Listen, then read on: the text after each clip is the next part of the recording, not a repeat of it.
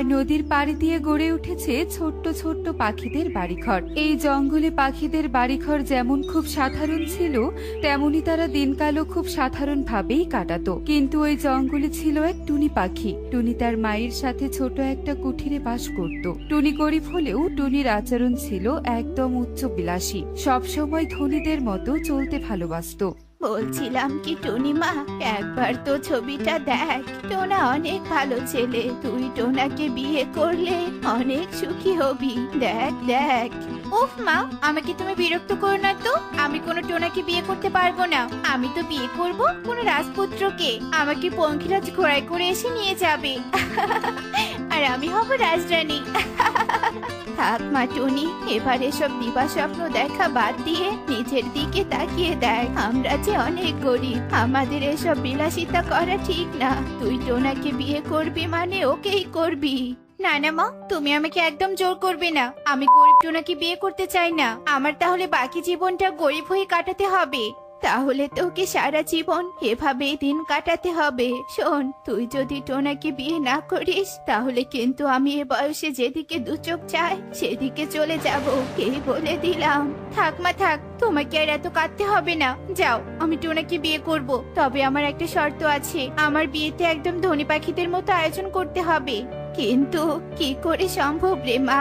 আমার কাছে যে অত টাকা নেই। আমরা যে গরিব পাখি, আমাদের যে অমন বিলাসিতা মানায় না। তোর সাধারণ ভাবেই বিয়ে হোক।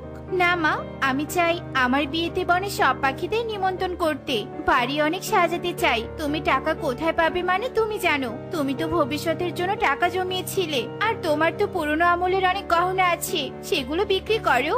কিন্তু মারে, ওগুলোতে আমার কত স্মৃতি আছে।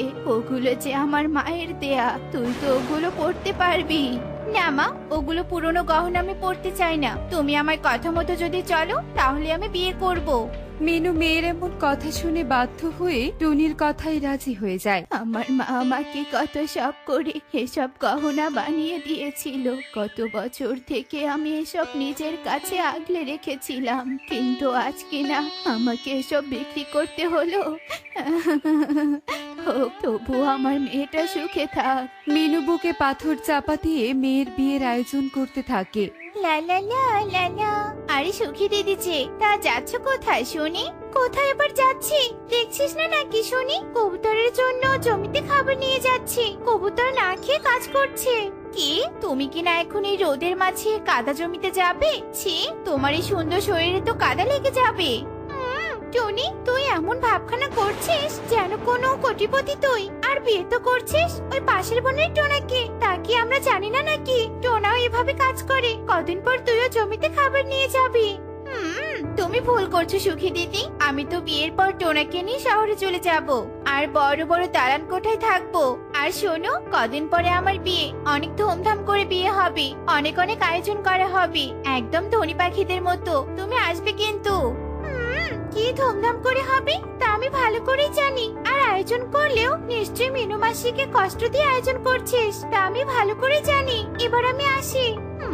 আমাকে দেখে হিংসা জ্বলে যাচ্ছে, তা আমি খুব ভালো করে বুঝতে পারছি। একবার টোনার সাথে বিয়ে হোক, তখন থাকবো না এই বনে। টনি এভাবেই সুখীর সাথে অহংকার নিয়ে কথা বলে আর পাখিদের নিমন্ত্রণ করতে থাকে। এদিকে মিনু বিয়ের টাকা জমাতে গিয়ে অনেক চিন্তায় পড়ে যায় আর ধার দেনা করতে থাকে, কিন্তু এদিকে টনির কোনো চিন্তাই নেই। আর দুদিন পর আমার বিয়ে, মনে হচ্ছে কোনো রাজার মেয়ের বিয়ে হচ্ছে। এবার আমাকে একটা লাল টুকটুকে শাড়ি কিনতে হবে। কতদিনের ইচ্ছে আমার, একটা লাল শাড়ি দিয়ে ঘোমটা দিয়ে আমি বিয়ে করব। অনেক দামি হবে। কিন্তু টনিমা, আমার কাছে যে অত টাকা নেই। পাখিদের কাছে ধার দেনা করে বিয়ের আয়োজন করছি। এই বুড়ো পাখিকে আর কে ধার দেয় বল? আমার কাছে 500 টাকা আছে। তুই এই টাকা দিয়ে একটা শাড়ি কিনে নিয়ে আয় মা, যা। কি, আমি কিনা 500 টাকা শাড়ি পরবো মা? আমি তো অনেক দামি শাড়ি পরবো। আমার বান্ধবী কাকুলির একটা দামি শাড়ি আছে, ওটাই নিয়ে আসবো। সে কি রে মা, তুই কি না অন্যের দামি শাড়ি নিয়ে আসবি? আমাদের নিজের যা আছে তা নিয়ে আমাদের সন্তুষ্ট থাকা উচিত। উফ মা, তুমি আবার আমাকে জ্ঞান দিতে আসলে? আমাকে আমার মতো চলতে দাও তো। আমি চললাম কাকুলির বাড়িতে। শোন টুনি, এই লাল শাড়িটা কিন্তু কালু আমাকে কিনে দিয়েছে, 50,000 টাকা দাম। একদম নষ্ট করবি না কিন্তু, এই বলে দিলাম। আজ যদি নষ্ট করিস তাহলে কিন্তু আমাকে জরিমানা দিতে হবে। তুই চিন্তা করিস না কাকুলি, আমি একদম আগের মতো ফেরত দিব। টনি শাড়ি নিয়ে বাড়িতে চলে আসে আর এভাবেই 2 দিন কেটে যায়। টনির সাথে টোনার মহা ধুমধাম করে বিয়ে হয় আর টোনা টুনিকে বাড়িতে নিয়ে আসে। এটা তোমার বাড়ি? আমি ভেবেছিলাম অনেক সুন্দর একটা বাড়ি হবে তোমার। আর এ কি, এত গরম, একটা এসিও তো থাকতে পারতো। এসি নেই, এই নাও হাত পাখা, নিজেকে একটু জিরিয়ে নাও। টোনার কথায় টনি আর কোনো উত্তর দেয় না। এভাবেই সেই দিন কেটে যায়। এদিকে টোনার এমন অভাবের সংসারেও টুনির বিলাসিতার শেষ নেই। টুনি টোনার কাছে সব সময় একটার পর একটা বায়না করতেই থাকে। টোনা, টোনা, আমাকে একটা গলার হার কিনে দিবে? কাল টিয়ে দিদির গলায় অনেক সুন্দর একটা হার দেখেছি, আমি তো কত সুন্দর, আমাকে নিশ্চয়ই ওই হার অনেক মানাবে। তুমি কি পাগল হয়ে গেলে টনি? একটা সোনার হারের কত দাম তুমি জানো? আমি একজন সাধারণ দিনমজুর, তোমাকে হার কিনে দিতে হলে আমাকে বাড়িঘর সব বিক্রি করতে হবে। হ্যাঁ হ্যাঁ, সেই তো বলবে। তোমার মতো গরিব পাখিকে বিয়ে করে আমি অনেক ভুল করেছি। কেন যে মায়ের কথা শুনে বিয়ে করলাম। টুনি রে টুনি, এই ছিল তোর কপালে। সবাইকে কত বড় মুখ করে বলতাম আমাকে রাজপুত্র বিয়ে করবে। এভাবেই টোনাকে কথা শোনাতে থাকে। এভাবেই দিন কাটতে থাকে। এদিকে টুনি কাকুলি রানা লাল শাড়ি আর ফেরত দেয় না। কি টুনি, তুমি কাকুলি দিদির লাল শাড়ি এখনো ফেরত দিচ্ছ না কেন? অন্যের শাড়ি যদি নষ্ট হয়ে যায় তখন কি হবে, সে কথা কি তুমি একবার ভেবে দেখেছো? দিব টোনা, আমি ঠিক সময় ফেরত দিব। ওই লাল শাড়ি দিয়ে আমি আবার সাজগোজ করব। একবার দামি গহনা কিনে দাও, তারপর ঠিক ফেরত দিব। সত্যি টুনি, তুমি একদিন ঠিক বুঝতে পারবে তুমি ভুল ছিলে। এভাবেই দিন কাটতে থাকে। এদিকে টোনার বাড়িতে ভালো কোনো আলমারি না থাকায় টুনি সেই দামি লাল শাড়ি সাধারণ ভাবেই রেখেছিল। একদিন টুনি লাল শাড়ি বের করতেই টুনির চোখ কপালে উঠে যায়। হায় হায়, এই কি সর্বনাশা কাণ্ড! শাড়ি তো পুরো ইঁদুর কেটেছে। এবার কি হবে? কাকুলিকে ছেঁড়া শাড়ি আমি ফেরত দিব কি করে? এটা তো অনেক দামি শাড়ি, এই মুহূর্তে এই শাড়ি কেনা আমার দ্বারা তো সম্ভব নয়। টুনি যখন ছেঁড়া শাড়ি নিয়ে মহা চিন্তায় পড়ে যায়, এমন সময় সেখানে কাকুলি চলে আসে।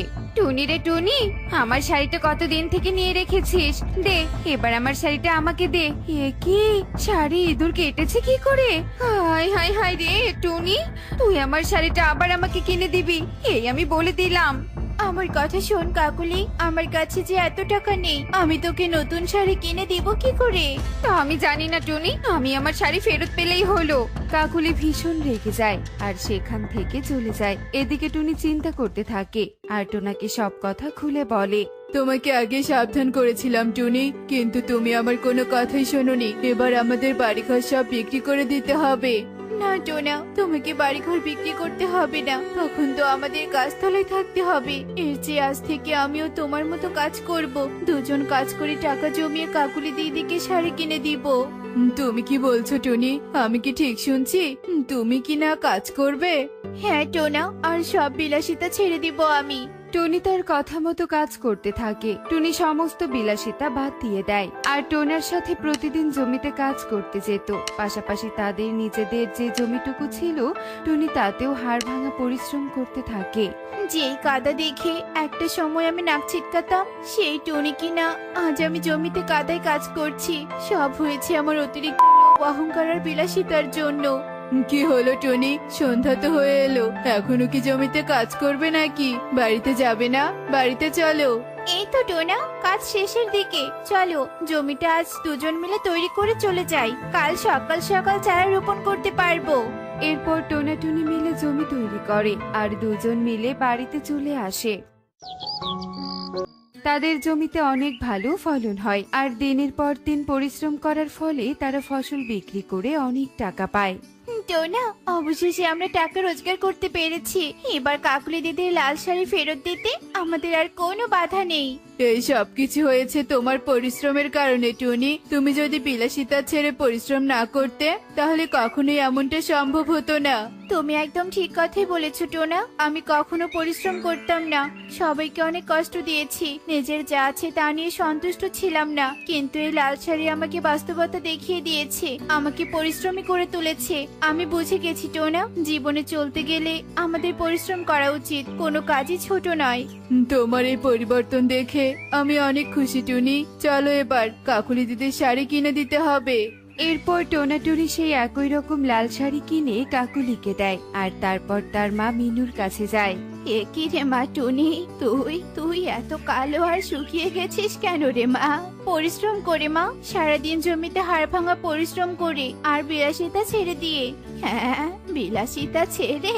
এরপর টোনা মিনুকে সব কথা খুলে বলে আর সব শুনে মিনু অনেক হাসতে থাকে।